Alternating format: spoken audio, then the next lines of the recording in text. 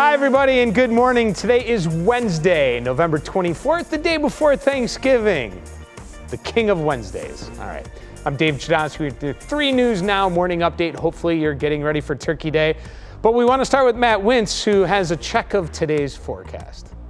Well, thanks, Dave. Beard's looking good there, buddy. And what else is looking good is our travel forecast across the country. Pretty quiet by November standards. The only system we're going to be dealing with is the one that's developing. That'll move in here tomorrow. Likely some rain on radar from Texas up towards Chicago. Other than that, not a big deal weather-wise. For us, though, we will watch that rain come in as we go hour by hour. No rain today. We're dry. The clouds will increase. We'll be in the upper 40s with a brisk south wind, so it'll feel warmer than yesterday, that's for sure, but the wind will have a little bite to it. Clouds remain thick overnight tonight, and then the rain develops tonight, and that rain will come and go throughout our Thanksgiving day.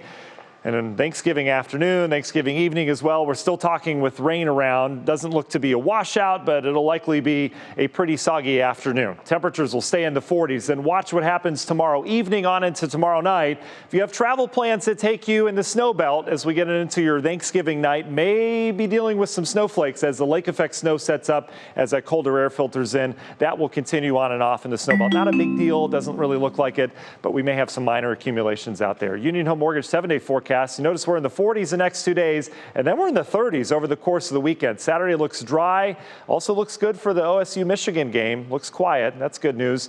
And then Sunday we bring in a Clipper system. May bring some accumulating snow to northeast Ohio. We'll keep our eye on the track of that one. That would be our next weather player around here. Dave?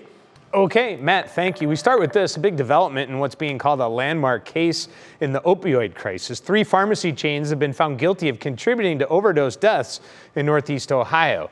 This case is the first of its kind in the country. A federal jury here in Cleveland found CVS, Walmart, and Walgreens guilty of contributing to the public health crisis of addiction in Trumbull and Lake counties. Lawyers say the pharmacies failed to flag the high number of opioid prescriptions being written.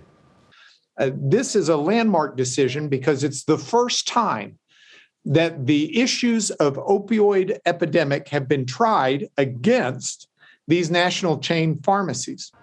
As for how much the pharmacies will have to pay, attorneys say they are seeking a total of $2 billion. Walgreens and CVS said in statements to 3 News they never manufactured or marketed opioids or wrote prescriptions, and they plan to appeal. To ELYRIA, where hoarding conditions may have contributed to a fire that killed 1 woman yesterday afternoon on Oxford Avenue. Firefighters battled heavy smoke and flames coming from the basement where the woman was later found. The fire chief tells us severe hoarding problems inside the house fueled the fire and hampered rescue efforts. The man accused of plowing his SUV into a crowd at a Christmas parade over the weekend in WAUKESHA, Wisconsin, was in court. 39-year-old Daryl Brooks is charged with 5 counts of first-degree intentional homicide and is facing 5 consecutive life sentences if he is convicted on all counts. 5 victims were killed in Sunday's incident, and in court, prosecutors said a 6th victim had died from their injuries. At least 60 others were injured. An update to a story we've followed for weeks now. We now know the cause of death for Brian Laundrie. An attorney for his parents released a statement saying they have been informed that Brian died of a self-inflicted gunshot wound to the head. You may recall Brian Laundrie and his fiancée Gabby Petito were on a cross-country trip together, but he returned home alone. Petito was found strangled to death in Wyoming a week after she was reported missing. Laundrie refused to cooperate with police in their initial search for Petito before he left his family's home and disappeared. Official autopsy results for Brian Laundrie have not yet been released. Here in Ohio, Governor Mike DeWine and Ohio State Highway Patrol say every trooper in Ohio will soon have a body camera. Distribution and installation of over 1,500 cameras and in-car systems is now underway. The rollout is beginning in Columbus, but should be complete by next May.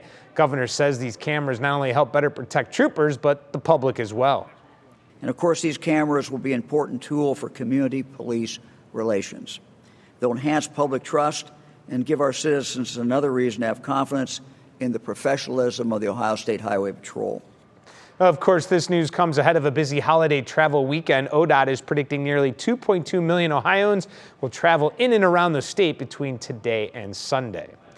As tens of millions of Americans prepare to hit the road for Thanksgiving, the White House says it's tapping the Strategic Petroleum Reserve to help drive down the price of gas. President Biden says he's tapping 50 million barrels. That's the largest ever released from the reserve, but we might not see any impact at the pump for a few more weeks.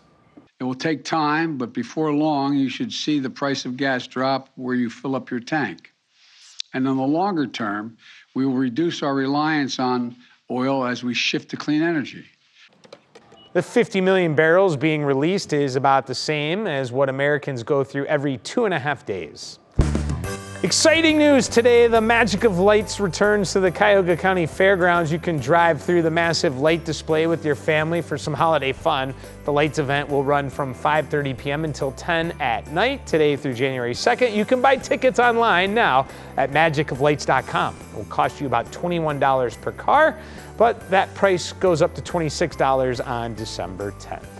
Thanksgiving is tomorrow. Northeast Ohio is already hard at work helping to make sure everyone has food on their table and in their stomachs this year. Yesterday was the 9th annual Feed the Need at Town Hall in Ohio City. Browns quarterback Baker Mayfield and his wife and 3 News contributor Emily Mayfield hosted the event. They helped serve nearly 4,000 turkey dinners, and all funds raised will go toward fighting hunger in the community. Myles Garrett kicked off the holiday season teaming up with United Way for Home for the Holidays. The Browns superstar filled bags with winter clothes and school supplies while hanging out with local kids and their families. Several other local organizations are also offering up free meals.